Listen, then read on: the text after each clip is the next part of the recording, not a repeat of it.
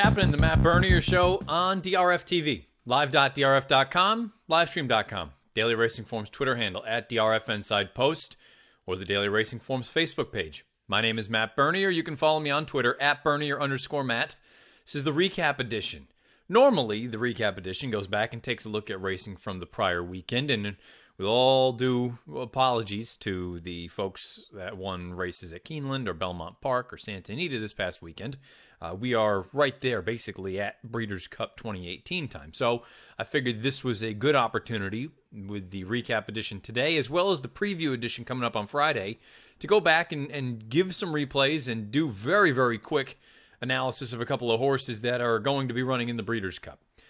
We will kick things off with the Breeders' Cup Classic, but before we do that, if you listen to this in podcast form, like most of you do, YouTube, SoundCloud, iTunes, video.drf.com, as well as Spotify. If you're over on YouTube, click that subscribe button, give us a thumbs up. You'll get all the latest videos from DRF TV. And if you're over on iTunes or Apple Podcasts, however you'd like to term that, write us a review and give us a positive rating. We would greatly, greatly appreciate it.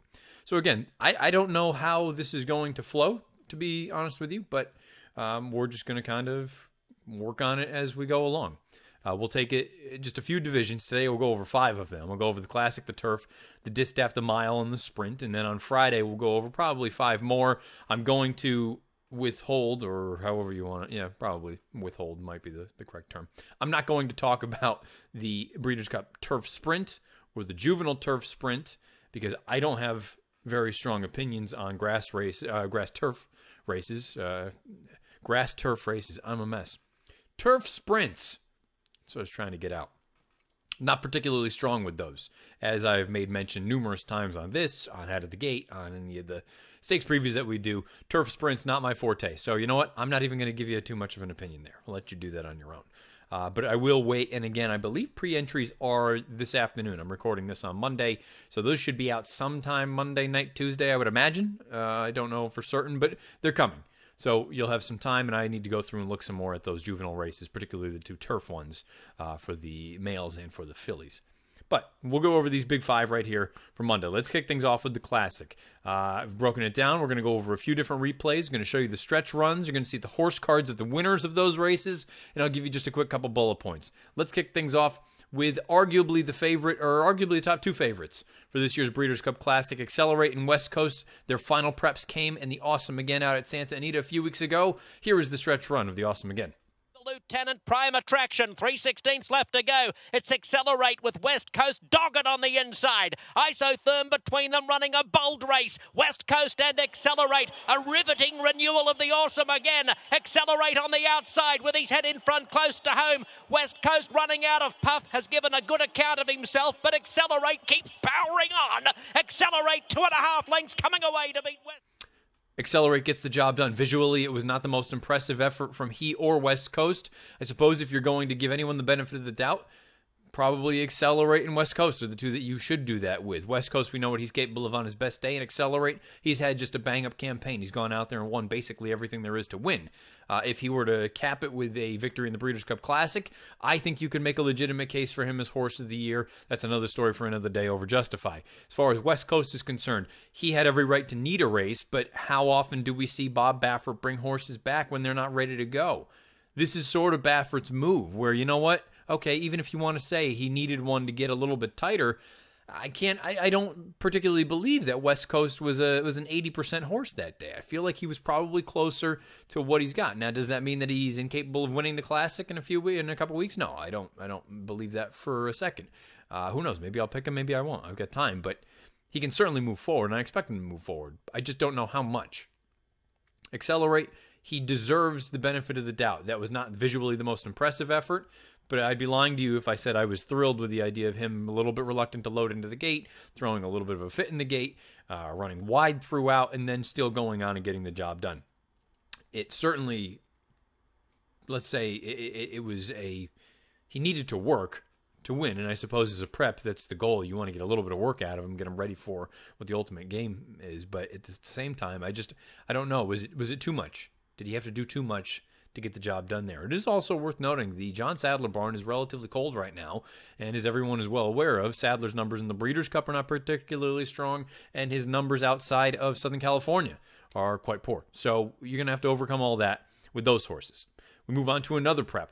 This was out, I believe, the same day, out on the East Coast at Belmont Park, the Jockey Club Gold Cup. You had a number of horses in there. Most notably, we're going to talk about 3 of them, and they happen to be the top 3 finishers: Discreet Lover, Thunder Snow, Mendelssohn, the stretch run of the Jockey Club. Put to the whip. The main threats are coming. Mendelssohn and Thunder Snow and Discreet Image is trying 2 on the far outside. They're into the final furlong. Thunder Snow has taken the lead. Discreet Image is coming. Mendelssohn is on the inside. Diversify is given way. Here comes the finish. It is going to be a photo finish, and I think it was Discreet Lover. Discreet Lover, no disrespect. I feel like this was the perfect storm, where he had everything work in his favor. He had a hot pace up on the front end. Those horses came back to him. He was able to sit back, make that run, and get the job done. 1.25 miles he is capable at, which is more than you can possibly say for some of these other runners. But at the same time, have you ever sat there, and as much as I love this horse, has anyone ever sat there and looked at him and really thought, you know, a grade 1 Breeders' Cup Classic type? No. I think he can hit the board, or at least maybe run 4th, and spice up a superfecta at 30 or 40 to 1.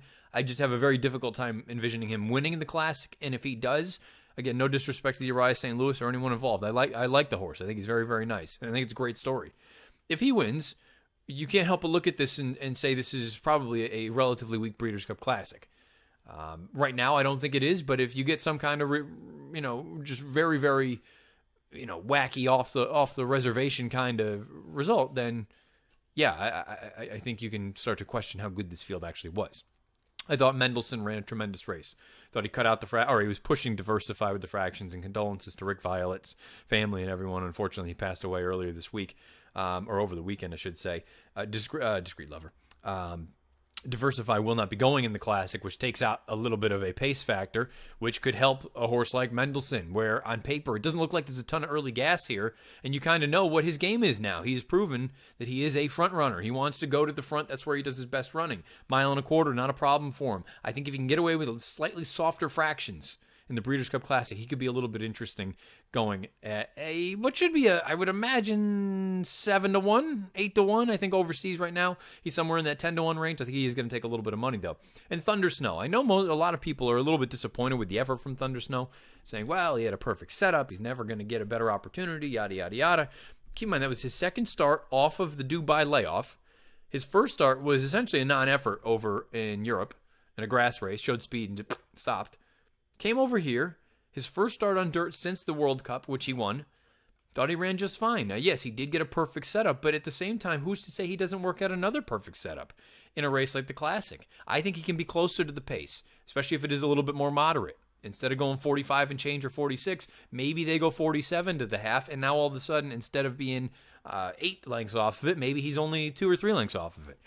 I don't think Thunder Snow is totally without a chance in here. And I know a lot of people are poo-pooing his chances, and maybe he's not going to run well. I don't personally see any reason why he wouldn't run well, or at least run competitively. Not saying I'm going to pick him, not saying he's going to win, but I think he still at least makes a little bit of sense. Let's go on to the Travers. The Travers, again, 3-year-old restricted race, so you got to take that into consideration. We just spoke about Mendelssohn. He also ran in the Travers. He was up there cutting out the fractions in that race as well. Unfortunately for him, there was another horse in there that sat the perfect trip just off of him, and he really relished getting back to the main track, talking about Catholic Boy. Here's the stretch run of this year's Travers. And it's Catholic Boy. Catholic Boy has taken the lead on the outside. Mendelssohn is full out toward the rail. It's 5 lengths back to Bravazzo, who's now 3rd. Then Vino Rosso and King Zachary on the outside. They're coming down to the 16th pole. Catholic Boy is pulling away. He's so impressive today, the others didn't even have a prayer. Catholic Boy rolls in the run. Happy Travers. So, Catholic Boy, the problem with him, or the concern anyway, he had a little bit of an illness. He missed a little bit of time, missed a couple workouts, but it seems like he is back in good form. Mike Welsh said that he looked very, very impressive working down at Churchill Downs most recently, but I think it's well within the let's say it's fair. If you as a handicapper look at it and go, horse hasn't run since the end of August, goes out for as good. I think Jonathan Thomas is a good trainer, but this is sort of an unprecedented level for him to be on. And I know he was a Pletcher assistant, but at the end of the day, now you're the one driving the ship. You're going to have one of the favorites for the Breeders' Cup Classic. We'll find out if this horse is ready to go for a race like that. 10 furlongs off of such a long layoff. It's one thing if Baffert does it. It's another thing if it's basically anyone else that does that. I'm going to be very curious to see how Catholic Boy performs. And he really feels like one to me, where I would not be stunned if he took a big step forward and was a major player as far as the win is concerned. And to be honest with you, as much as I like Catholic Boy, I picked him in the Travers. I've liked him for quite some time. Wouldn't be surprised at all either if he ran poorly and finished up the board. Or up the track, rather, off the board. Bravazzo was also in that race, and it sounds like he's going to go on to this spot. He also ran the Pennsylvania Derby, which we'll talk about more momentarily. To be honest, I don't think he is a win threat, but I said it after the Travers. He ran poorly in Pennsylvania, but I'm going to say it again. If they do choose to run him in the Classic, and again, these fields can be a little bit topsy-turvy for the next little while. At 50 or 60 to 1, I would still probably consider using him underneath. Maybe not in second, but third and fourth for sure if I'm playing a try or a superfecta, just because, you know what? He's that kind of horse that more often than not, he shows up with an honest bid. Infrequently is it good enough to win, but more often than not, he shows up. The Pennsylvania Derby is going to sort of produce one of the favorites, and that is a horse called McKinsey, another Bob Baffert trainee in here. He was arguably the best 3-year-old before getting hurt early on the Triple Crown Trail. We hadn't seen him since March. He trains up to a race like the Pennsylvania Derby and produces an effort like this one. Together at the top of the stretch, they come off the turn, and McKinsey has the lead. It's McKinsey, but here comes Axelrod. He'll try to make a race of it on the outside. Furlong to go. McKinsey is in front. Axelrod set down by Joe Bravo. Mike Smith working on McKinsey. McKinsey holding on. Axelrod is full out. McKinsey is clear as they come down to the finish. Baffert, Smith, McKinsey, they've done it. McKinsey has it by 2. We're getting hurt early on the Triple Crown Trail. We hadn't seen him since March. He trains up to a race like the Pennsylvania Derby and produces an effort like this one. Now, again, this is kind of where I go back and forth. And I look at it and say, pardon me as I get ready to take a quick little swig of water so I don't start coughing in your ear. I look at that and say, okay, going back to West Coast anyway, the idea that, well, okay, West Coast needed a race, da-da-da-da-da. Well, in theory, wouldn't McKinsey have needed a race too? And instead, all McKinsey did was go out there and absolutely blitz the field. Now, I understand Axelrod ran very well, and we'll talk about him in a second, but I kind of look at it and say, well, you can't have your cake and eat it too, or you can't use it as an excuse in one instance and then perhaps, use it the other way around. Do you follow me? You can't look at it and say, well, West Coast needed a race when McKinsey in theory would have needed a race, and McKinsey went out there and blew the doors off of a field, and West Coast went out there and he got a little bit tired at the end. Now, maybe he was doing it against better horses and older horses, so you've got some other pieces there. But I don't like it when people use an argument for one and not for the other, especially when they are as closely sort of not related, but they're basically coming from the same camp. I think McKinsey is a very talented horse. I'm not totally convinced about 10 furlongs with him. I thought it was peculiar after that race that Baffert said the Classic or the Clark handicap, and to me immediately it was an instance of, well, the Classic's at 10 furlongs, the Clark is at 9. Perhaps there's some questions in that camp about how far this horse wants to go as well. He's going to take money from a talent standpoint. I have no real question about how good he is. I think he's very, very talented. Not totally convinced about that final 1/8 of a mile. I would possibly use him defensively. I can't imagine myself picking him, but I still have some time before I have to worry about that. Axelrod, I think, is a talented horse. I think he's very nice. He's the kind of horse, to me, win, lose, or draw in a race like the Breeders' Cup Classic this year. I'm going to be very, very anxious to see what we get from him next year as a 4-year-old, because I do think he's continuing to improve, and I do think there is some legitimate ability in there. Another big race from Saratoga we're going to take a look at. This was the final Grade 1 for older horses on the dirt. This was the Woodward. Now, the Woodward was a giant field mainly because there was no superstars in there, and ultimately a first-time dirt horse was the one that prevailed. Here's the stretch run. For home 1-2 with a host of pursuers looking to come and get them. Third is Sunny Ridge. Kurilov is next, and Yoshida is closing with a rush on the far outside. And here comes Yoshida storming home in the center with Gunnevera. These two have kicked it in, and Yoshida has taken the lead under Joel Rosario. Leofric is second on the inside. Yoshida has won the Woodward. It was very close for a second. Yoshida is another one that sounds like he is working guns blazing leading into the Classic. And look, he's in great hands with Bilmont. But I kind of, I guess this is one of those things where you can make a decision and you're going to have to make a decision. Yoshida is going to be a very, very nice price.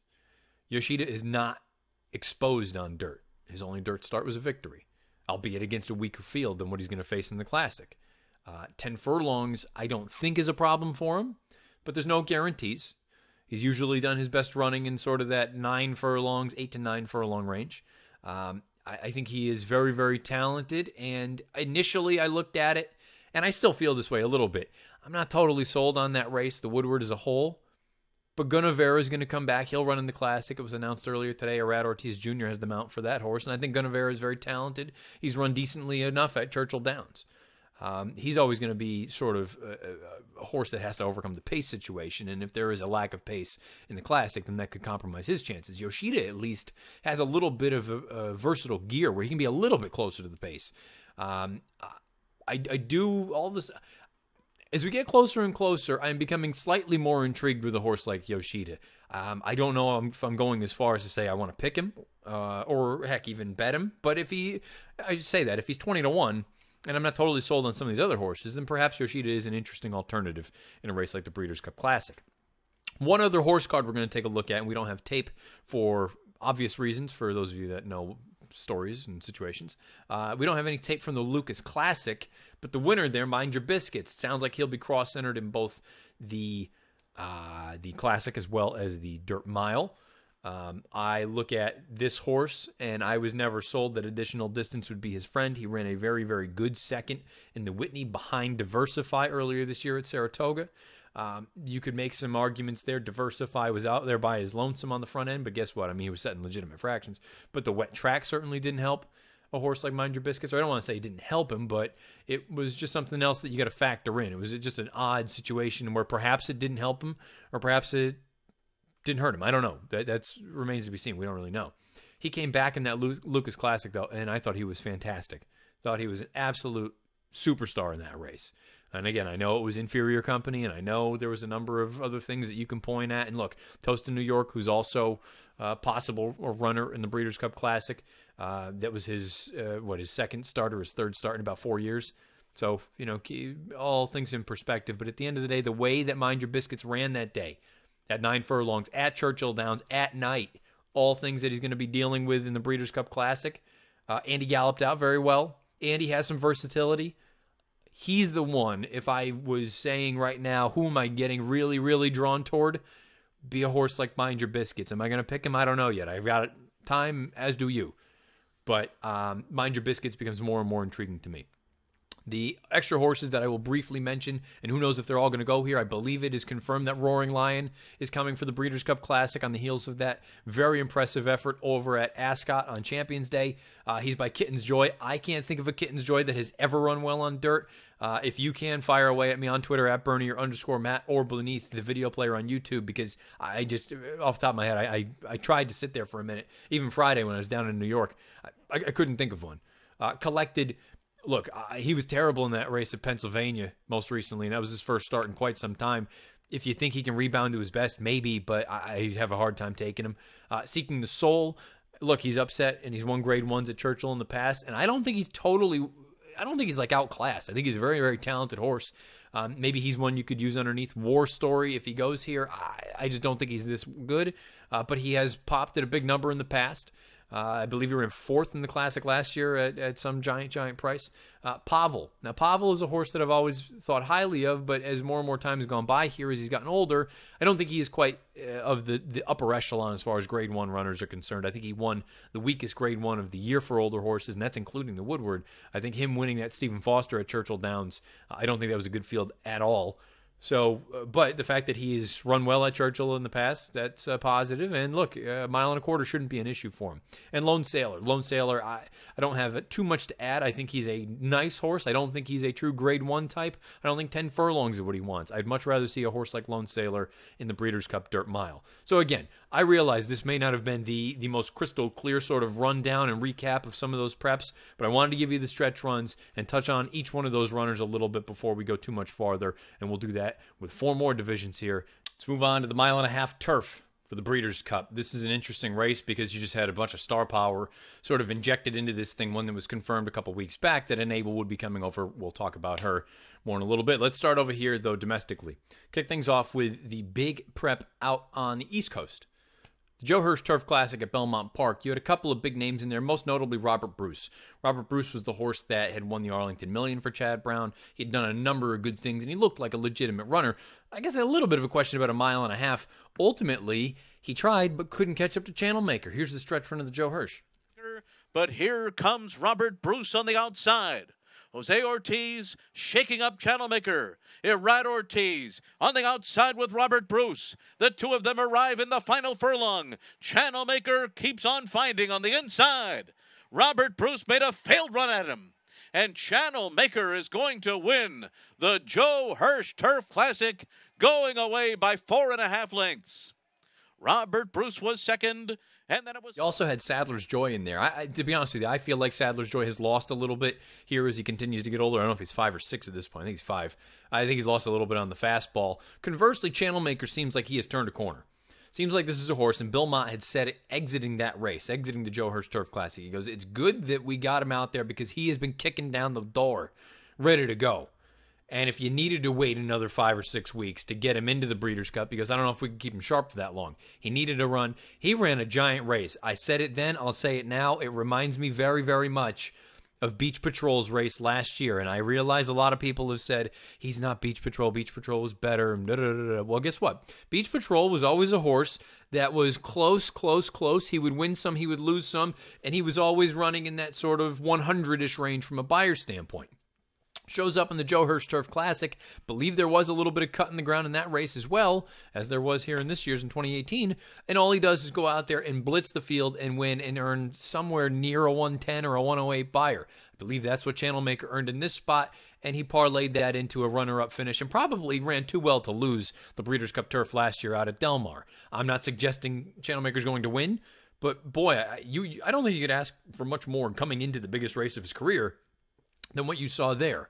I think he's in raging form. I think he can adapt, whether it's firm or a little bit of cut in the ground, and he has some tactical speed, and that can go a long way in a race like the Breeders' Cup Turf. Robert Bruce, I think he's another one that if you throw him out, I think you're making a tremendous mistake.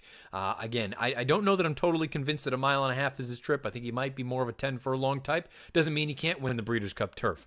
I think he's probably best over firmer going. We'll find out what you get. The long-term forecast right now, looking at Breeders' Cup Friday and Saturday, it's about 50-50 on rain and somewhere in the high 50s, low 60s. So not god-awful as far as conditions are concerned. I mean, it might be a little bit chilly, but, you know, look, I have to be honest with you. I was fearful we'd be looking at 45 with wind. 60 with a little bit of wind and rain, I can deal with that. I was just in Scotland. It's like that every day. So I think there's a scenario where he would prefer Robert Bruce a little bit firmer going and perhaps a little bit of a shorter trip. But at the end of the day, I certainly wouldn't be throwing him out. And again, Sadler's Joy, I feel like he may have lost a little bit on the fastball. When you speak about Channel Maker, though, you can't help but also talk about a horse like Glorious Empire, who those two, they ran into each other on 2 occasions up at Saratoga. One was in the Bowling Green, one was in the Sword Dancer, and they dead heated in the Grade 2. Then they came back in the Grade 1, and it was almost a carbon copy. The difference was Channel Maker couldn't get to Glorious Empire. Here's the stretch run. Glorious Empire still there in the Sword Dancer, set down for another furlong, trying to keep this lead. Channel Maker is 2 lengths behind in second. The others need to get going now. Spring Quality is third, and Glorious Empire still got run. Glorious Empire's gonna do it all the way under Julian Leparoux taking the Sword Dancer. Now, the thing that makes Glorious Empire so interesting is he is confirmed speed. There is no two ways around it. He's going to be on the front, and he's going to take him as far as he can. Now, I think there's a real scenario that he is a Saratoga horse for course. His best race is by far have come up at Saratoga. He's run well other places, but not nearly as well as Saratoga. The dangerous piece here is if you discount him and say he is proper horse for course, you could perhaps be giving up on a horse that is going to be dictating the pace in a race that probably doesn't have a ton of speed, and he's going to be at least 15-1. Any defeated channel maker who's probably going to be half that price just on the fact, whether it's simply recency or whatever else you want to chalk it up to.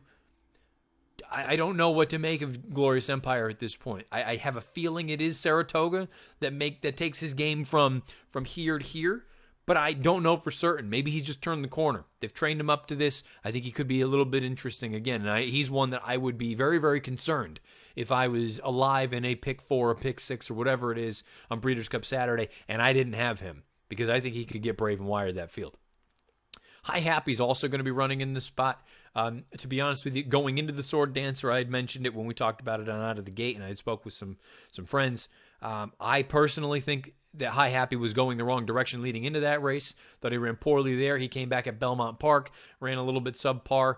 I don't think he totally loves cutting the ground. I think he's better over firmer going. And to be honest with you, I don't know where he is as far as form is concerned. Now, he's been gone for a little while. That race was at the beginning of October, so he's had some time. But to be honest with you, he's just not one that I'm very interested in. I'd be interested when they go back to Gulfstream Park and maybe with a little bit of a freshening. But to be frank, I don't totally love his chances in a race like the Breeders' Cup Turf.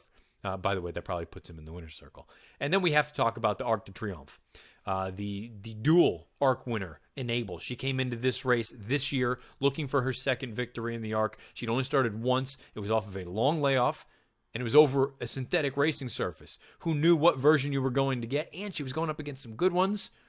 You got the good version of Enable. Here's the stretch run of this year's Arc. Go up the rail goes Nelson, leads from Capri. Frankie Dettori and Enable are poised. The lady in waiting as they head towards the 2 furlong and 400 metre mark. Enable and Capri are the first two. Then Salu and Tiberian. Sea of Class is making ground through the field. Enable is asked to go and seal the arc. Sea of Class has weaved all the way through with Clock of Stars to chase, but it's Enable 2 legs clear. Wild Guy, Sea of Class, and also Clock of Stars are closing down. Enable, Sea of Class. He's still coming, Enable, and Sea of Class. I thought she ran quite fine, and again, I'm going to bring it up.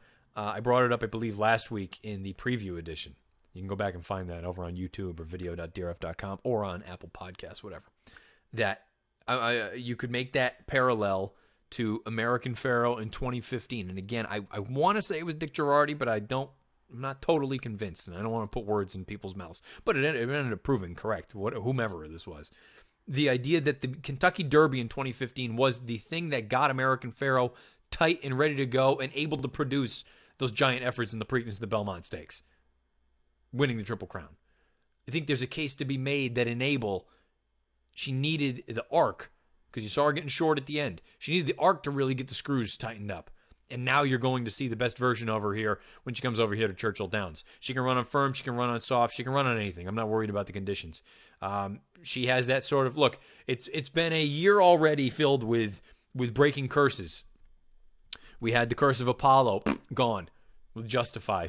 Now perhaps we can have the first horse that wins the Arc and comes over here and prevails in the Breeders' Cup Turf. I believe there have been 8 other occasions. Don't quote me, but it's somewhere around that number, 7, 8, 9, something like that.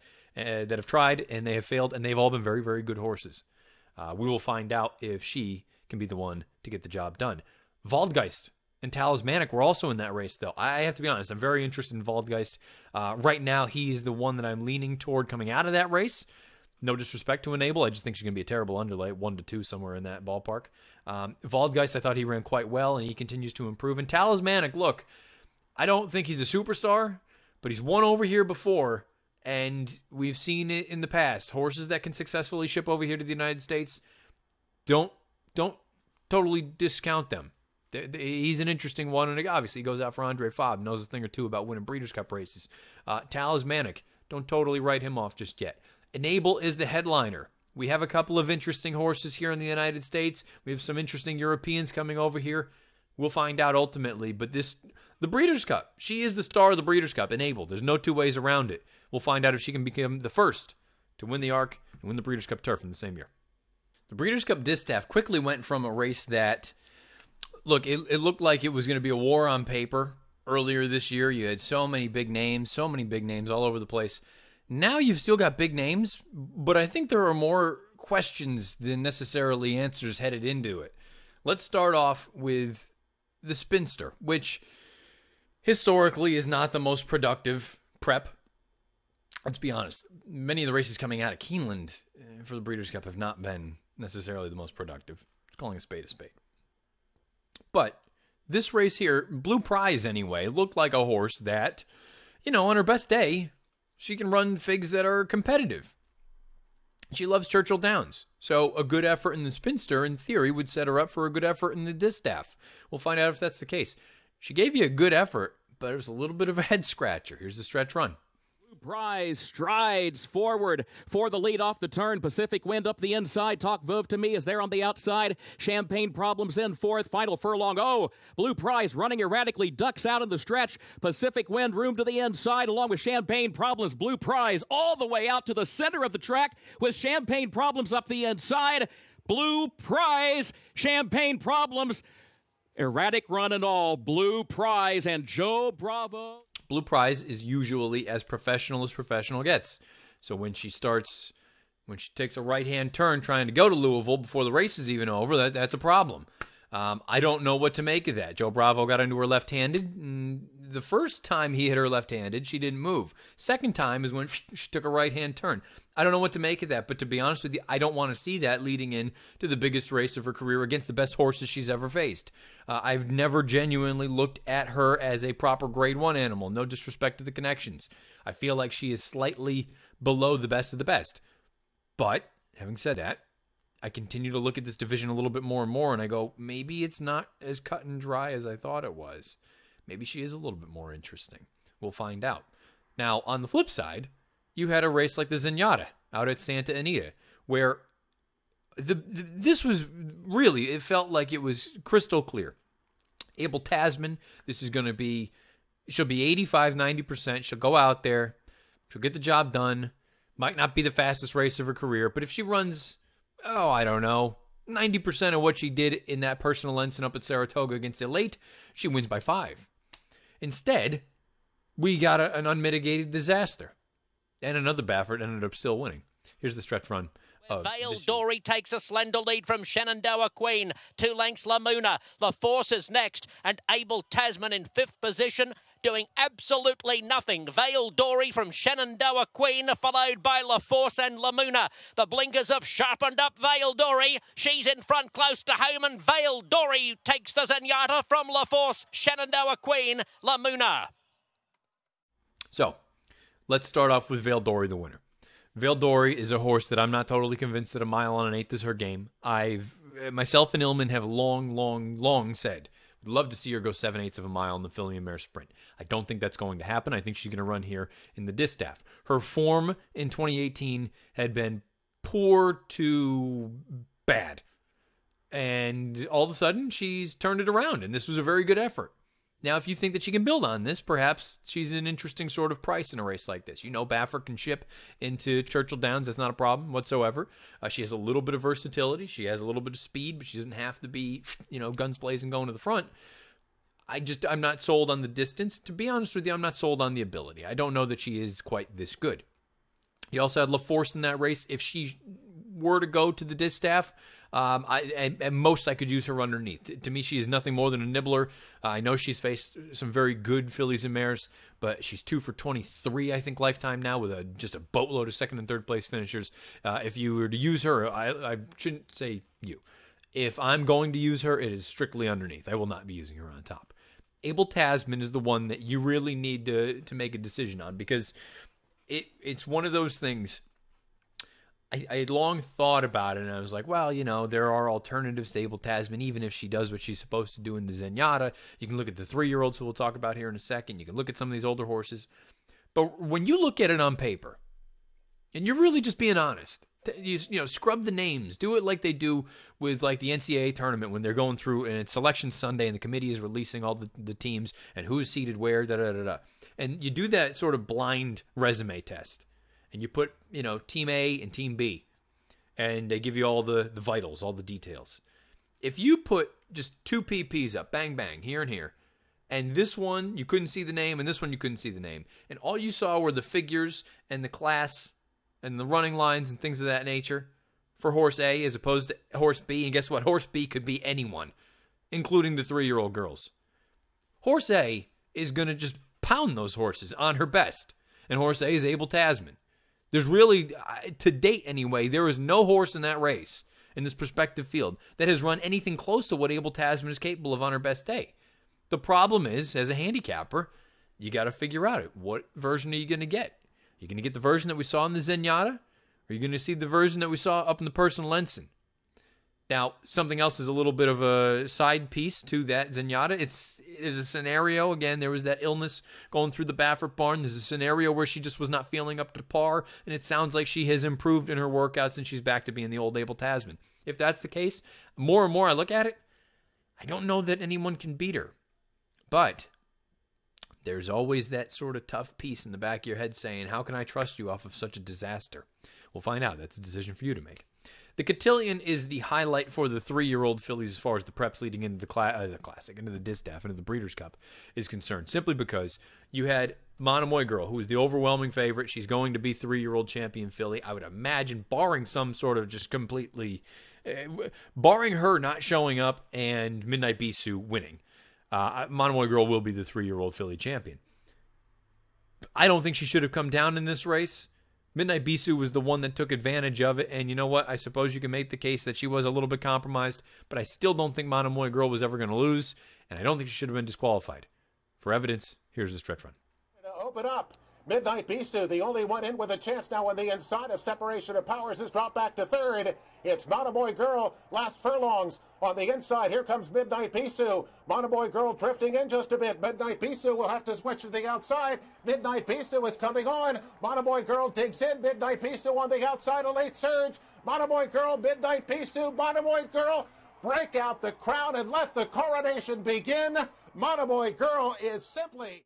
Now, I look at it more and more from a speed figure standpoint. And again, this is the time of year where horses can take a step forward, particularly the 3-year-olds.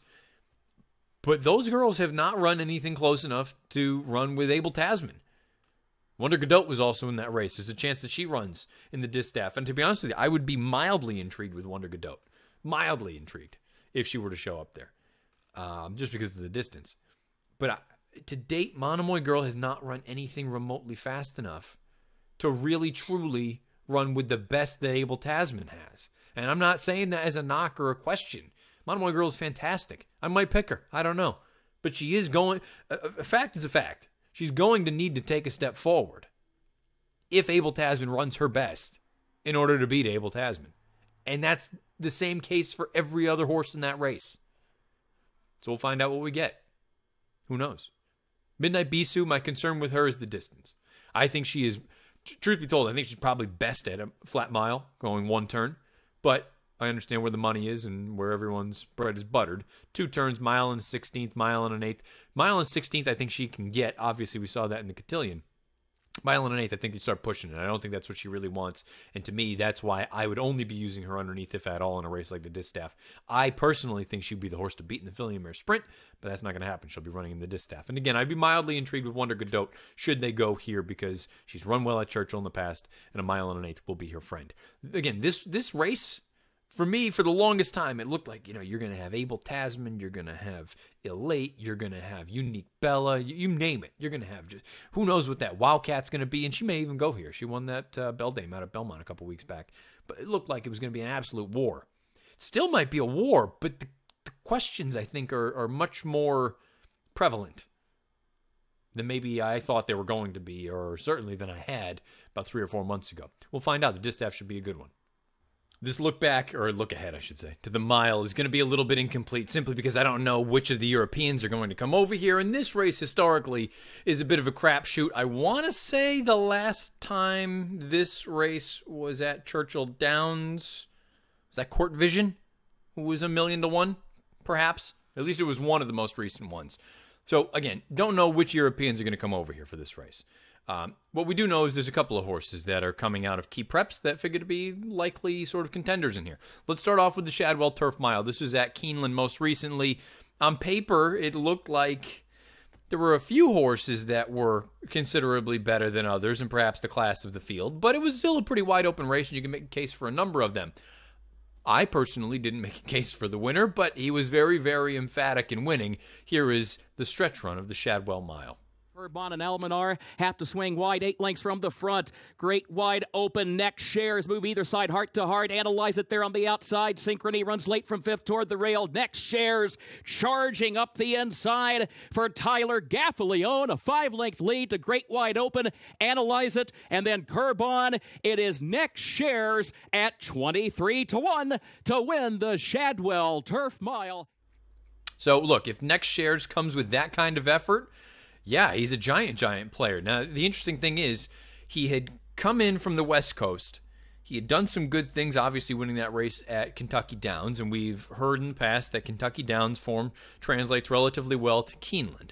Now, does Keeneland form translate relatively well to Churchill Downs form? We'll find out. Time will tell.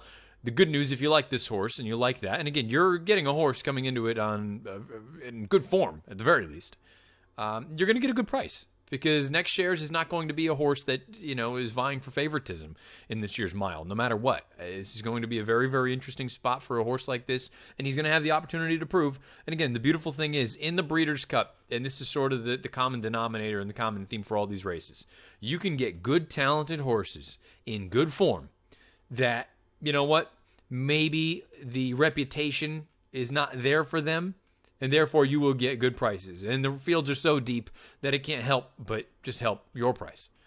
This race could be one of those instances if you like a horse like Next Shares. Also running in that race was Curbon, Voodoo Song, Analyze It, Almanar. I have doubts about Voodoo Song going in a race like that. I don't know what the story is with Curbon. Curbon, I think, won a weak edition of a race up at Saratoga. I believe that was the Bernard Baruch. He is not a horse that I would have much interest in, coming in out of that. Analyze It. I just don't think he's quite as good as maybe. I just don't think he's improved. I think he continues to run very comparable races, and there was really nothing to me anyway that suggested he was going to run well in a race like the Shadwell Mile. Maybe the shorter distance helps his cause, but I don't think he's improving at all. Almanar, which it sounds like both of those horses, Analyze It and Almanar, are pointing toward the mile for Chad. Almanar would be the one I'd be most interested in. I think there is some ability there, and again, he is still relatively lightly raced in the grand scheme of things, and there's a real scenario, I think, where he works out a little bit of a better situation. Keeneland can be a bit of a horse for course angle. I think he gets the Churchill Downs. He might slip through the cracks at what should be a decent price, and again, it's Chad Brown. You can never throw out any of his horses in turf races. We go north of the border to Woodbine. The Woodbine Mile, the difficult thing about a race like this, you got an impressive performance, but you got the impressive performance with everything going the winner's way. Let's take a look at the stretch run of Oscar Performance's victory in the Woodbine Mile. Performance heads for home, joined by Mr. Haverkamp on the outside. Right behind them, Delta Prince, Stormy Antarctic, Oscar Performance and Mr. Haverkamp. Divisadero and Stormy Antarctic running on, Delta Prince behind. Oscar Performance in front, Oscar Performance and Mr. Haverkamp neck and neck, and down in third Stormy Antarctic, but it's Oscar Performance shrugs them off. A gate to wire winner. Oscar Performance by a length and a half, Mr. Haverkamp, Stormy Antarctic and Delta Prince. There was no pace signed on whatsoever. There was a scratch earlier in the day of a filly that was likely to go out there and contest the pace. She was gone. It allowed Oscar Performance to just get out there and dictate things on his own. Now, here's where you need to make a decision. There's a real case to be made that Oscar Performance is the best horse in the race in this year's mile. An effort like the one that he put forth in the poker would make him a giant player. A race like the Woodbine Mile. Now, the problem with the Woodbine Mile is it's very unlikely that he's going to have everything just fall into his lap the way that it did that day. The good news, he has shown that he can sit just off of a target and be just as effective as if he's out right on it. And there's a scenario where he's going to have a horse like Heart to Heart, who is his uncoupled stablemate, out there dictating things on the front end. If he parks just off of him, he can go after him early and make that first run. Oscar Performance, I don't have any knocks about him other than perhaps price. I do wonder. And also, it's hard to ignore what happened in the Arlington Million. Because he stopped. He just came to a stop. So who knows if that was just a one-off sort of random thing, or maybe there's something else that you want to throw in the back of your mind. Especially, again, let price be your guide. But you have to view him as a legitimate contender. I don't believe Delta Prince is going on. Divisadero. how long? You can go back to way back for months now. I've been saying I'm hopeful Divisadero can get to the Breeders' Cup Mile because Churchill Downs is his track. He should get a little bit of pace to run at. And as long as he just continues to stay in that good form, but I don't want him to pop too early. I don't want him to get, end up taking down one of these big races and then perhaps compromise his price. Divisadero is going to be a massive price in this race, 20-1 at least, I would imagine, if they go there. He scratched at the gate leading into the Shadwell Turf Mile. To be honest with you, it didn't bother me whatsoever. It doesn't bother me at all. He ran in that Woodbine Mile. I think with more pace, he would have threatened in there. He loomed up, and he just couldn't go on when those other front runners, they kicked away because they still had something left in the tank. If he is running in this race, I'm very, very interested in him. Don't know. He's certainly not the most likely winner, but boy, I think you've got to think about him long and hard. Out on the West Coast, excuse me, Jesus, here it goes again. You just keep talking, start losing the voice, Out on the West Coast, the Del Mar Mile is actually going to be arguably the biggest and most important prep, and that was all the way back in the summer because you had a couple different horses in there. You had a horse like Sharp Samurai, who has come back and he has done some good things. You had a horse like Hunt, who won a Grade 1 earlier this year at a mile, but you also had a horse in Catapult who had always hinted at ability for Chad Brown. He goes over to the West Coast for John Sadler. Sadler has taken his game to the next level. Here's the stretch run of the Del Mar Mile. Find some way, then comes on. Big Scorers on the outside, coming for home, and Fly to Mars gets the lead. Fly to Mars goes on for home now, and it's Fly to Mars, a late run from Catapult.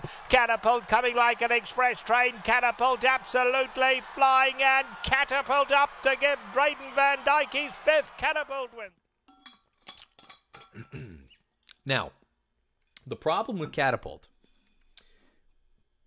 is coming in again, and really this is, you can echo all the same things that we've talked about with Accelerate. Coming in for John Sadler, whose Breeders' Cup record is subpar to say the least. Outside of Southern California, not particularly good. Facing a very, very solid group of milers, and again, this is not including the Europeans who may be coming over. On the flip side, I'm looking at this saying, this horse has a hellacious kick. He finishes like a freight train, and if you give him a little bit of pace, I think he's going to come running. He was competitive on the East Coast in the past. There's no reason to think that he won't be competitive in a race like this coming up in about a week and a half. I think Catapult's interesting. It'll be very, very interesting to see what kind of price you end up getting on a horse like this. I have a feeling a lot of people will discredit and discount him. I think Catapult, of all those horses, including Hunt, including Sharp Samurai, anybody else that comes out of that race that run in the mile, to me, Catapult is very, very intriguing at what should be a very square price. The mile, to me, is a bit of a scramble, and again, we'll see which Europeans come over here, but I could see myself very easily going for a 20 or 30-1 shot, and realistically looking at them saying, you know what, they have as good a chance as some of these horses that are half or a third of the price that they're going to offer on Breeders' Cup Saturday. The mile, it's always a bit of a scramble. This year, no different. In the last race we'll take a quick look at here on this recap edition, which is in a way kind of a preview edition of the Matt Bernier Show, is the Breeders' Cup Sprint. This was a race, it has always felt like a race this year anyway, that it's not a giant field. You may barely get 10, but it's quality, top to bottom. I think there's all really, really talented sprinters. Let's start off with the Phoenix, because the Phoenix could very easily be the key to this race. You had a horse like Promises Fulfilled, who I personally don't believe should be running in this race. Look, I have nothing to do with the horse. And Dale Romans, again, I say this over and over again, and I hope people really understand this, including connections that listen to any of this stuff. Obviously, I'm not questioning. Trainers know a hell of a lot more about animals than I do and where they should be placed. But at the same time, as a handicapper and all handicappers, our job is to try to look through and see where horses fit better than others. I personally look at Promises Fulfilled and say, you know what? I think his speed at a mile could be more dangerous than his speed at 6 furlongs, because there's going to be some other company for him in the sprint, and he could very easily clear off and be controlling speed in a race like the Dirt Mile. But I understand Dale Roman's point, saying that, you know what, we want championship honors at the end of the year, and this is the way to do it, by running and winning in the Breeders' Cup Sprint. Well, going to have to, first things first, Let's go back and take a look at the Phoenix, the race I've talked about, because you have this horse, you have Whitmore, and you have Limousine Liberal all exiting it. Here's the stretch run. Elmore at the back, 45.09 seconds for the first half mile. Here comes Whitmore on the far outside after promises fulfilled. Limousine Liberal is in tight and is needing room in the final furlong. Whitmore, promises fulfilled. Limousine Liberal still hunting for racing room. Past the 16th pole, promises fulfilled with Whitmore. Promises fulfilled. I can make the case that Limousine Liberal was the most unlucky in there. If he had just gotten some clean running room, perhaps he gets the job done. Whitmore ran a bang-up race, and certainly promises fulfilled. He is a gutsy game horse. He is very easy to like. Like I said, I personally think he should be in the dirt mile. I think that's a better situation for him, and I realize that I'm in the minority there. Most people think he should be running in the sprint. I'm getting more and more intrigued with Limousine Liberal because he likes Churchill Downs. 6 furlongs, he has shown that he is plenty capable at that distance. There figures to be pace, because not only do you have promises fulfilled, you're likely to also have horses like Switzerland, who we'll talk about in a little bit. You may also get a horse like XY Jet, which it sounds like the goal is to get him in there. So, there's gas. They're going to run. The sprint races generally are won up there on the front, pushing it. You got to be relatively close. But all I'm saying is it feels like there's a real scenario where this thing could heat up early on, and it could perhaps help horses that are just off of it, and perhaps even some of the deeper closers. But more importantly, those ones that sit just off with a little bit of tactical ability, like a Limousine Liberal, I think he might be a little bit sneaky in here. The Vosburgh is going to be the race that produces your favorite. I have little doubt about that. Imperial Hint has been sensational this year. He's a dual Grade 1 winner. He won the Alfred Vanderbilt up at Saratoga, and then he came back, and this was his prep leading into the Breeders' Cup Sprint. This was the race at Belmont Park most recently, an absolute paid workout in the Grade 1 Vosburgh. 4.37 seconds, they're into the stretch, and Imperial Hint's under a hand ride here. Javier Castellano takes a peek back. There's no one coming. Mr. Crow is second. Silver Ride is third on the outside. It's just so easy. So easy for this little rocket ship. Imperial Hint geared down in the Vosburgh. And then it was Mr. Crow's second. Now, I've said it, I think 3 or 4 times at this point. My concern with Imperial Hint is very much the concern that I had, or my thought, exiting the Churchill Downs Stakes earlier this year. Did he get enough out of that final prep? Visually, awesome. Awesome. Don't care that the speed figure wasn't that fast. He was never asked to run a step. The Vanderbilt, that's the race that you're using that as the example. If you think that he can just go out there and canter and just blitz a field. But my thought earlier this year with the Churchill Downs race, his prep in that race at Tampa Bay Downs against inferior company, he was just like this the whole time, Javier. He never had to move. When the real running started in that Churchill Downs Stakes, he couldn't go on with it.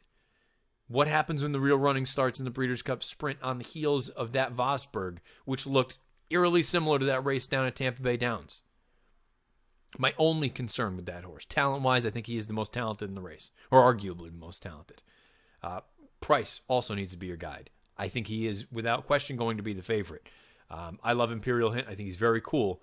I'm getting more and more leery about, do I really want to go there with him in this spot?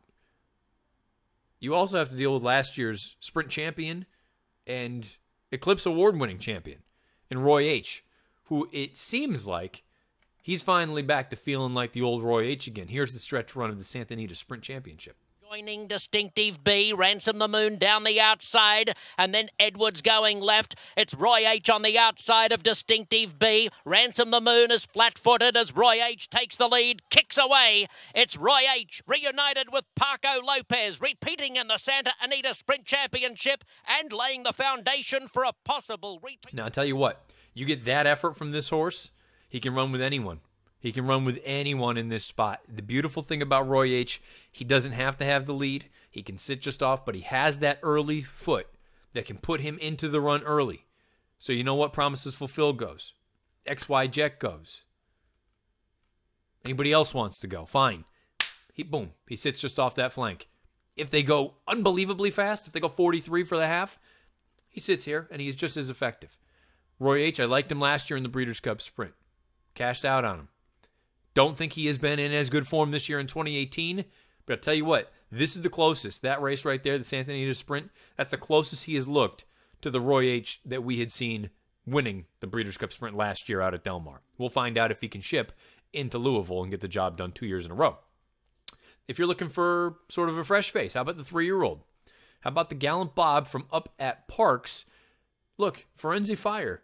Say what you will, I still think he's probably better at the mile as well, but it sounds like the connections are going to go here, and rightfully so. You win the Gallant Bob, perhaps you back it up with the Breeders' Cup Sprint, who knows? Who knows? Maybe there's a sprint championship awaiting you. Let's take a look. First things first. Here's the stretch run of that Gallant Bob. And Forrest is given way 3 abreast now at the top of the stretch. 7 trumpets on the inside. Firenze Fire is in between. And Where She Told Me to Go, running a big one on the far outside. Inside the final 8, 7 trumpets gives way. It's now down to Firenze Fire and Where She Told Me to Go. They're headed in for the lead with a 16th to go. Firenze Fire the inside. Where She Told Me to Go on the outside. Down to the finish, it's Firenze Fire. Firenze Fire prevails and wins it by a neck. Had that horse on the outside get a little bit hungry, try to take a bite. But at the end of the day, Firenze Fire, he's another one. We talk about versatility. Good at a mile, good at 7/8, good at 6 furlongs. 2 turns he's won races at in the past, I believe, or at least run competitive. Even though that's not what he wants to do, he is a 1-turn shorter kind of horse. If this thing, the interesting thing there too was he was as close as he was to the pace that day. I don't think that's his best running style. I think he's best coming from slightly off of it, if not deep closer. Problem is, deep closer in a race like the Breeders' Cup Sprint, I just don't love the way that sets up for him. We'll find out what we get from him. I think he's talented. I think this is going to be maybe a little bit tough for him. But you know what? You never know. He wasn't embarrassed by promises fulfilled in the Alan Jerkins up at Saratoga. Maybe he can turn the tables this time around. And the last one we'll briefly touch on is a horse that I think many people have just sort of, they just don't think he's very good, or whatever the case may be. Switzerland. Switzerland could be a bit of a key to this race for a number of reasons. First things first, let's go back to his most recent start. This was in the DeFrancis Dash, and it was an impressive victory. Here's the stretch run. 3 wide in third. Lewisfield is out wide. Then Lacaille out of the inside, and Always Sunshine as they straighten in. The half in 45.72 into the stretch now, and it's Switzerland and Fergal Lynch driving, opening up 5 lengths. It's wide open for second. The man on the outside, and Lacaille down to the inside. Lacaille's running a big one, trying to chase Switzerland down, but Switzerland much too much for them. And the Frank J. DeFrancis Memorial Dash, Switzerland to win by 3. Lacaille was second, and then it was Sweet on the ladies. Now, with Switzerland, the reason he could be the key to this race is because he has legit early speed, and I think his best option is to go. I don't think there's any question about it. I don't think you want to be trying to sit there with Imperial. You tried similar things to that in the past, and it just doesn't work. I think he's best when he is sent, go to the front. Now, I didn't like the lead change situation at the Francis Dash, but at the end of the day, he is a fast horse. He's in good form ever since Steve Asmussen got a hold of him. I think there's a real scenario where perhaps he doesn't win a race like this, but maybe he hurts other horses. Maybe he hurts a Promises Fulfilled. Maybe he hurts some of these other speeds that may go, whether it's an XY Jet or someone else. I think Switzerland could be a key to this race. Or I'm entirely wrong. And just from a class standpoint, he's not fast enough to go with those boys early on. I think this is really, again, it's not going to be a giant field, but I think this is, to me, one of the most intriguing races of the entire weekend, because I think you've got quality top to bottom, the way the race could set up on paper, so many different aspects to this that I think are exciting. The Breeders' Cup Sprint, it's going to be over in the blink of an eye, but it might be one of the best races of the entire weekend. And we're going to button things up on that note.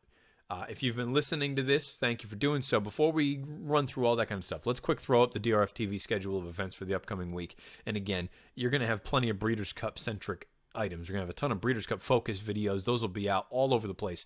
Video.drf.com as well as the DRF YouTube channel. You're going to have, obviously, DRF Bets Races of the Day. You're going to have Formulator Angles. You have the Players Podcast. You'll have the Matt Bernier Show coming up at the end of the week. And you'll have the latest edition of Out of the Gate. If you've been listening to this live, thank you for doing so. Live.drf.com, livestream.com, the Daily Racing Forms Twitter handle, at DRF Inside Post, or the Daily Racing Forms Facebook page. If you're listening to this in podcasts, like most of you do. YouTube, SoundCloud, iTunes, video.drf.com, as well as Spotify. YouTube, click subscribe, give us the thumbs up. iTunes or Apple Podcasts, write us a review, give us a positive rating, greatly appreciated. Questions, comments, concerns, fire away at me on Twitter at Bernier_Matt. I will be paying attention to that, again, for the most part, leading in through this week and into next week, just because next week is the big dance. We're finally there. If you don't like baseball, you're probably going to want to tune me out over the next week outside of racing, just simply because the Sox, they kick off the World Series tomorrow night with the Dodgers at Fenway. I think tomorrow night's not supposed to be terrible. I think it's going to be in the 40s. Wednesday night sounds like it could be quite cold with the wind. I want to say high 20s, low 30s. So not particularly the best baseball weather. But you know what? It is what it is. It's the Fall Classic. That's why we're here. And it's fall in New England. That's what you get. Again, we'll be back. I'll button up some of the other divisions on the preview edition coming up on Friday.